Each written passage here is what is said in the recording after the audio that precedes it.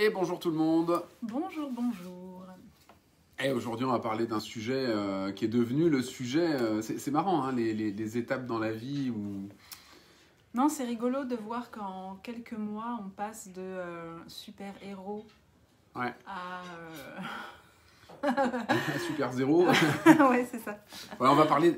On peut pas ne pas vous parler aujourd'hui dans cette vidéo les dessous d'une famille presque parfaite. On peut pas ne pas vous parler d'école à la maison.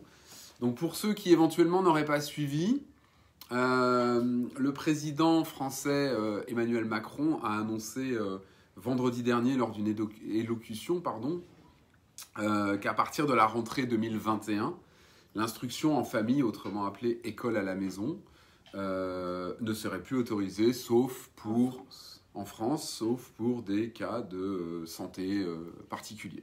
Donc nous, pour mémoire, ça fait maintenant, pour notre plus grand Raphaël, qui a maintenant bientôt 14 ans, il est dans sa 8e année d'instruction en famille. Donc il a fait du CE1 jusque-là, maintenant il est en 3e, avec une super-héros qui est juste à côté de moi, sa maman, parce que c'est typiquement Anne qui s'en est plus occupée et qui a pris le taureau par les cornes.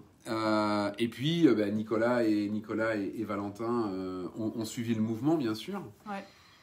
Et évidemment, nous, on se pose des questions parce que c'est toute notre vie qui risquerait d'être chamboulée. Mais bon, moi, je vais te laisser la parole parce que globalement, c'est quand même incroyable ce qui est en train de se passer là.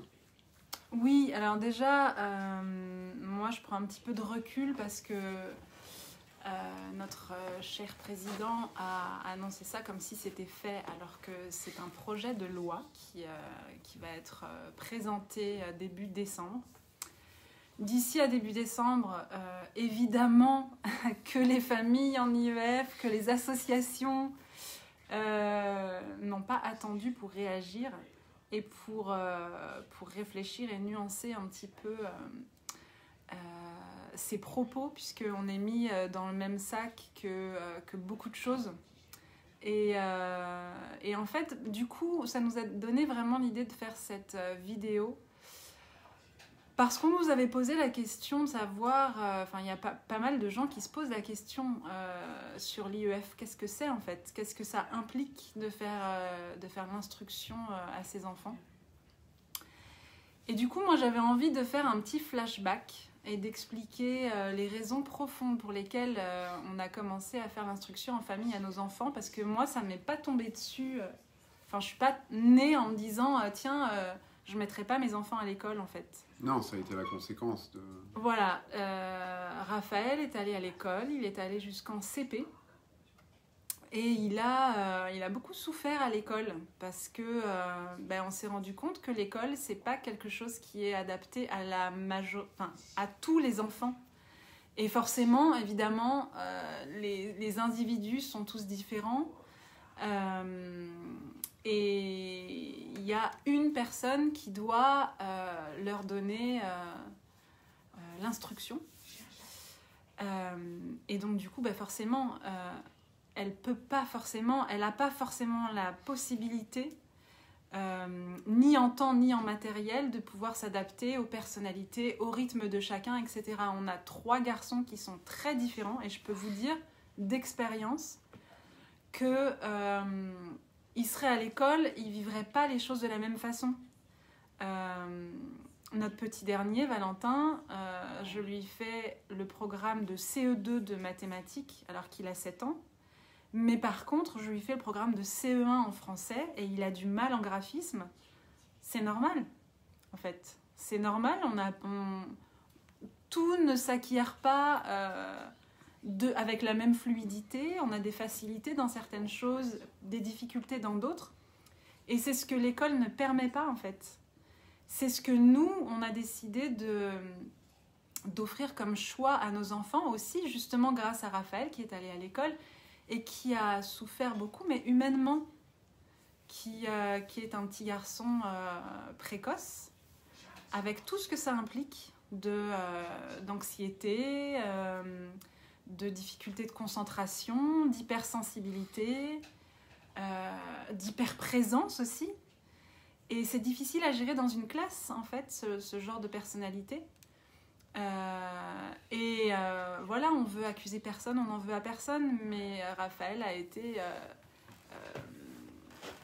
mis de côté beaucoup aussi par les autres élèves. Les maîtresses ont fait ce qu'elles ont pu, comme elles ont choisi de le faire. Le résultat, ça a été qu'il a développé non une phobie scolaire, mais une phobie de lui-même en fait. C'est-à-dire qu'il a commencé à plus s'aimer du tout, à se trouver méchant et nul, et qu'il a commencé à s'enfoncer là-dedans. Le problème, c'est que personne ne nous en a parlé, et que moi, je l'ai emmené voir des personnes, que ce soit des psys ou des thérapeutes alternatifs, pour essayer de comprendre un peu pourquoi mon fils développait une telle colère, une telle rage que je ne comprenais pas du tout. Et en fait, c'est quand c'est un jour, en fait, quelque chose de totalement anodin, qui aurait pu être complètement anodin, mais qui a tilté dans nos oreilles, où il emmenait un ballon à l'école pour jouer dans la cour avec ses copains. Il se faisait tout le temps confisquer son ballon. Et il me dit, maman, donne-moi mon ballon. Et je lui dis, mais Raph, mais arrête avec ce ballon, tu te le fais tout le temps piquer, je joue avec les autres. Et il me dit, mais maman, si j'emmène pas mon ballon, je vais jouer à rien en fait. J'ai rien. Et je dis, bah tu peux jouer avec les autres. Il m'a dit, mais les autres, ils veulent pas jouer avec moi. Alors évidemment, encore aujourd'hui, c'est difficile pour une maman d'entendre ça. Et du coup, je l'ai emmené à l'école. Je suis un peu sensible en ce moment, c'est la lune. Il y a une pleine lune, un peu qui balaye. Du coup, je l'ai emmené à l'école et du coup, j'ai attendu pour voir comment ça se passait pour lui en fait. Et effectivement, je l'ai vu arriver à l'école, se prendre 2-3 moqueries de ses copains et puis aller jouer tout seul avec son ballon contre un mur. Et là, évidemment, j'ai pris rendez-vous avec la maîtresse et quand j'ai discuté avec la maîtresse, elle m'a appris toutes les difficultés qu'elle rencontrait avec mon fils dans sa relation aux autres depuis X temps. Un temps dont moi, j'étais pas du tout consciente, j'étais passée complètement à côté de ça. Et quand j'avais commencé moi déjà à réfléchir à des solutions alternatives pour lui parce que étant dans un milieu un peu alternatif forcément on se pose des questions et cette maîtresse, je lui ai dit mais comment ça se fait qu'est-ce qui se passe, comment on peut faire, etc. Et elle m'a dit, oh là là, mais vous inquiétez pas, on va réussir à le faire rentrer dans le moule, votre fils, hein.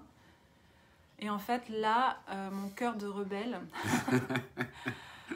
a battu très fort. Et là, je lui ai dit, ah non, mais en fait, ça va pas être possible.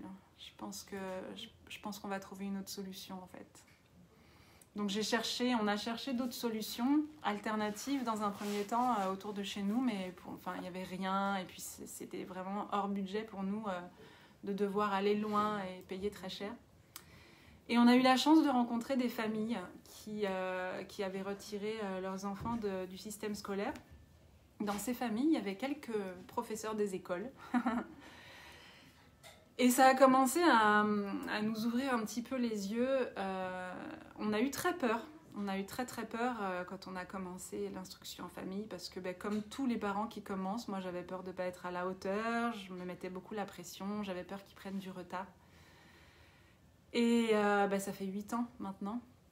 Quand on a commencé, Raphaël rentrait en CE1, Nicolas allait commencer la maternelle et Valentin venait juste de venir au monde. C'était un gros challenge. Ça n'a pas été toujours très facile, mais c'est un choix que nous n'avons jamais regretté. Et moi particulièrement, qui suis, on va dire, en charge de l'instruction, j'ai jamais regretté. Parce qu'il y a une proximité avec eux, on se connaît très très bien.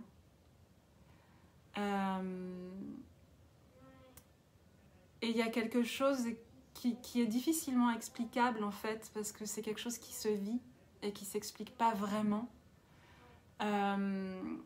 Quand les enfants vont à l'école, en fait, quand ils rentrent, chacun doit reprendre à chaque fois ses marques. Nous, en fait, les marques, on les a prises.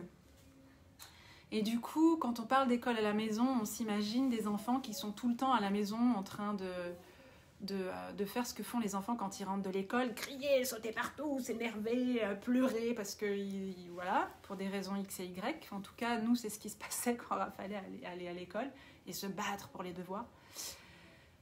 C'est pas ce qui se passe chez nous, en fait. Les enfants aiment beaucoup partir dans leur monde imaginaire sans nous. Ce qui nous laisse pas mal de temps, nous, pour aussi travailler à autre chose de notre côté. Moi, je passe toutes les matinées à travailler avec eux. Les après-midi, des fois, on va se balader. Des fois, on reste à la maison. On les emmène aussi avec nous parce que c'est vrai que nous, on s'est organisé. On a aussi organisé notre vie et notre travail en fonction de ce choix. Ça non plus, ça n'a pas toujours été facile, mais cette promesse d'avoir le choix, en fait, d'aller à l'école ou pas, c'est quelque chose qui nous tient à cœur vraiment très très fort à tous. Et c'est pas quelque chose qu'on va lâcher comme ça, en fait. Et moi, justement, je voulais intervenir témoigner moi sur le côté le côté justement de ce choix de vie. C'est-à-dire que c'est sûr que je ne sais pas quel pourcentage d'enfants ne vont pas à l'école. Il y en a peu. 0,4, je crois. Voilà, donc c'est une minorité. On fait partie de cette minorité. Et de l'extérieur, ça peut paraître comme quelque chose de marginal, de fantaisiste, etc., etc. Moi, il faut juste que les gens soient conscients de quelque chose. Et d'ailleurs, ceux qui ont cette vision, qui ont un petit peu de recul, qui prennent le temps d'observer un petit peu, régulièrement, on me dit c'est sacrément courageux le choix que vous avez fait. Et moi, si tout à l'heure, j'ai fait Anne super-héros, parce que je peux vous garantir que, en plus, la facilité aurait voulu que dès la sortie de l'école de Raphaël, on l'inscrive au CNED.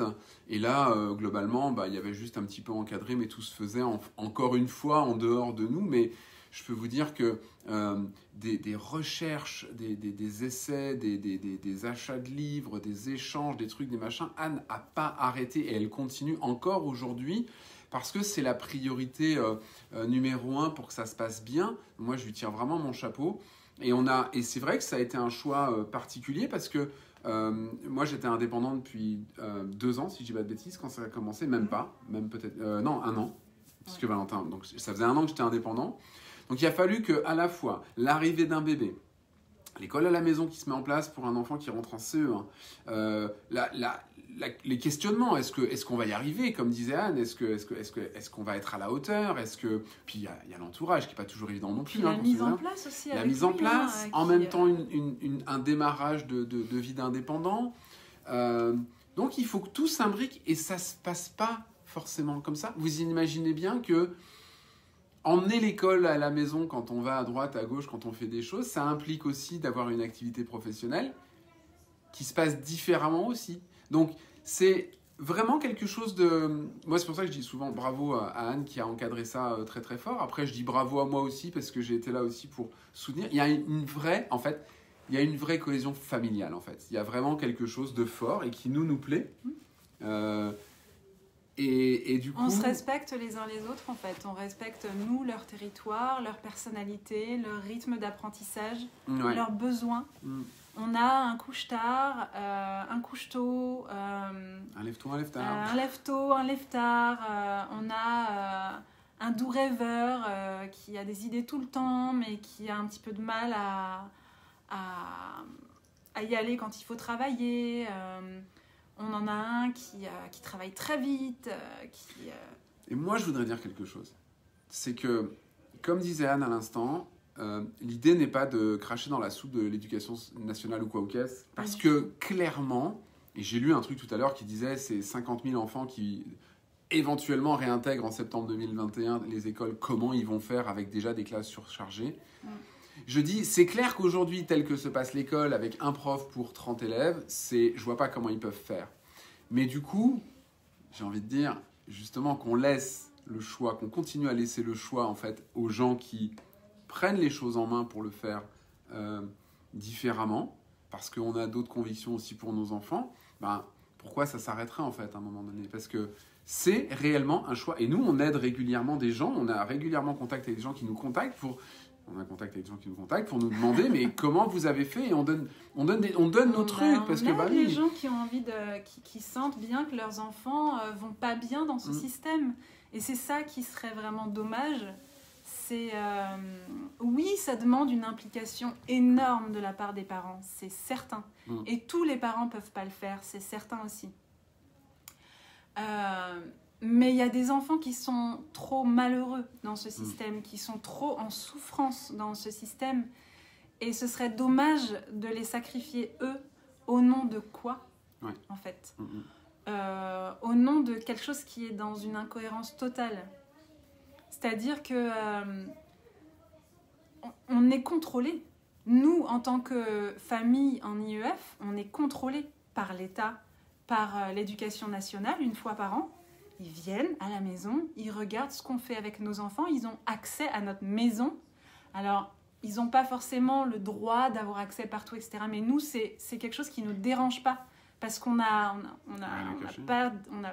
rien à cacher, on n'a pas de secret à avoir. Et on est conscient aussi que c'est comme ça qu'on peut les aider à se rassurer aussi. Parce que c'est sûr qu'il y a des dérives sectaires, etc. C'est sûr qu'il y en a.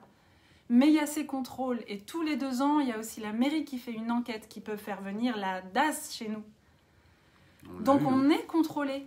On est contrôlé, et il y a plein de familles qui font les choses vraiment pour pouvoir offrir à des enfants qui sont en souffrance à l'école, en souffrance personnelle, en souffrance humaine. Et pour moi, c'est une vraie tragédie, en fait. Pour certains enfants, il y en a, et j'en ai fait partie, forcément. Hein, si mes enfants ne vont pas à l'école aujourd'hui, c'est parce que j'ai été concernée par le sujet. J'ai souffert comme je sais pas quoi dans ce milieu. Parce que ça ne m'intéressait pas, en fait. Moi, ma passion, c'est les arbres et la nature. Et donc, du coup, à l'école, j'étais dans les arbres. J'ai carrément une prof de français qui a été dire à ma mère que j'étais débile, quoi. Aujourd'hui, j'écris des livres. Alors, je sais pas, peut-être que j'étais débile et que je le suis plus, ou alors peut-être que je le suis encore, j'en sais rien. Mais... Non, mais... T'as fini? Non, j'ai jamais fini. En fait, le truc, c'est terrible quand on entend ça, ce que vient de dire Anne, mais justement, Nicolas, on vous parlait de Nicolas. Nicolas, vous le voyez de temps en temps dans nos vidéos, notamment si vous regardez les vidéos de Le Coin des Enfants. Il est très fly, Nicolas. C'est celui qui a 10 ans. Il va avoir 11 ans. Il est très celui fly. Qui me ressemble, en fait. Il est fly. Et on s'est rendu compte il y a quelques mois de ça, en fait, que des 3, il est fly. Vraiment, il est... Des 3, c'est peut-être celui qui percute le plus. C'est-à-dire que il nous fait de temps en temps des réflexions, mais vous savez, tout d'un coup, la réflexion, elle tombe. Boum. En fait, on a l'impression qu'il n'est pas là, qu'il n'écoute pas et qu'il ne fait pas attention, mais quand il intervient, en fait, c'est toujours très... c'est juste. Très juste. Ouais, c'est bien placé. Et... À un moment où on se disait qu'il était parti sur une planète en train ça. D'inventer des trucs. Et en fait... l'école ne peut pas s'adapter à tout ça. En tout cas, pas l'école d'aujourd'hui. Alors, effectivement, moi, mon sentiment, c'est que plutôt que d'obliger tous les enfants à aller à l'école, peut-être qu'il faudrait changer l'école. Et je sais que certaines écoles, certains profs hyper courageux auxquels je tire mon chapeau, mais je le tire bien bas, commencent à essayer de faire changer les choses de l'intérieur. Et Dieu sait si c'est difficile de faire comme ça, mais je pense pas que ce soit une solution de rendre tout obligatoire, en fait. Je pense que ce dont on a besoin, nous, le peuple, c'est d'avoir du sens. De faire des choses qui ont du sens. Et nos enfants ont besoin de ça aussi. Et nous, c'est ce qu'on essaye de leur apprendre aux nôtres. C'est à chercher du sens dans ce qu'ils font, dans toutes les petites choses de leur vie. Et c'est ça aussi, en fait, l'instruction en famille. C'est aussi pouvoir reprendre quelque chose que beaucoup de parents délèguent à l'école, alors qu'à la base, c'est pas son rôle. C'est l'éducation de nos enfants. c'est pas le rôle de l'école, en fait, d'apprendre aux enfants à ranger leurs affaires, à respecter les autres, à dire merci, à dire au revoir, enfin, toutes ces choses, en fait, que les parents ont tendance à déléguer beaucoup à l'école, et c'est pour ça que certains profs aussi galèrent beaucoup. Donc il y a un espèce de schmilblick qui est fait, mais en tout cas, nous, on voulait juste témoigner de ce que pour nous était l'instruction en famille. Aujourd'hui, c'est quelque chose qui est précieux pour nous. Aussi parce que, voilà, quand on en a discuté avec nos enfants, parce qu'évidemment, on en a discuté avec eux, ils ont émis aussi le souhait de ne pas aller à l'école.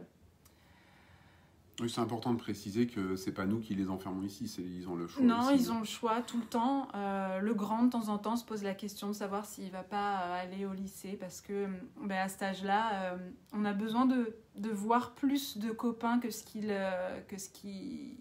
voit là aujourd'hui, parce que ses copains, ils sont au lycée. Hein. Enfin, la majorité de ses copains sont au lycée quand lui, il est à la maison. Mais voilà, j'ai perdu le fil. Je le retrouverai pas, c'est pas grave. Ça arrive. Ouais, ça arrive. On pourra faire un rajout. De toute façon, ouais. En fonction des commentaires que vous pouvez avoir, etc., on va vous répondre. J'ai vu qu'il y avait 2 commentaires qui étaient passés, on va vous répondre. Mais on pourra en reparler avec grand plaisir. Mais encore une fois, l'idée, c'est pas de défoncer tout. Mais par contre, c'est sûr qu'on va réagir parce qu'on est atteint dans une certaine... Si ça allait jusqu'au bout, on est atteint dans une certaine liberté. Voilà, qui risque d'avoir des conséquences. Donc voilà. Mais dans tous les cas, nous, on continue. Et on vous souhaite un bon café. Si vous n'avez pas pris encore votre café, j'ai vu passer Nathalie qui est en Thaïlande, donc bonne soirée. Et puis, n'hésitez pas du coup à nous poser des questions si ça vous intrigue, voilà, de savoir comment on fait. Ça sera avec plaisir. Et pourquoi. Enfin, je pense que j'y ai déjà largement répondu, mais voilà, si vous avez d'autres questions, n'hésitez pas, ça nous fera plaisir de vous répondre. Bye bye. À bientôt, ciao ciao.